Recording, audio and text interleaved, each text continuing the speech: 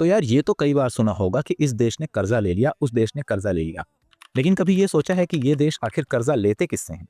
चलो मैं बताता हूँ। किसी भी देश के पास कर्ज लेने के लिए 4 मेजर सोर्सेस होते हैं। सबसे पहला है डोमेस्टिक लेंडर्स, यानी देश के अंदर के लोग। सरकार बॉन्ड्स रिलीज करती है, उन बॉन्ड्स को देश के ही लोग इन्वेस्टमेंट के तौर पर खरीदते हैं और फिर कई सालों के बाद इन्फ्लेशन बढ़ने की वजह से आपको आपका पैसा बढ़ करके मिलता है। अब इससे देश की इकोनॉमी भी चलती रहती है और देश के लोगों का फायदा भी होता रहता है। दूसरा और सबसे आसान सोर्स है फॉरेन लेंडर्स। जी हाँ, अगर आपको देश चलाने के लिए फंड्स की जरूरत है तो आप अपनी किसी फ्रेंड कंट्री से फंड्स कर्ज में ले सकते हैं।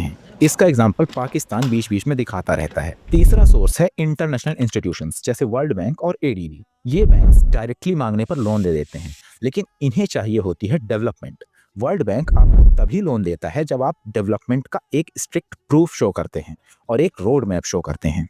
और चौथा और सबसे आखिरी रास्ता होता है आईएमएफ। अब आईएमएफ का नाम तो आप लोगों ने बहुत सुना होगा, लेकिन आईएमएफ किसी भी देश को ऐसे ही पैसा नहीं दे देता।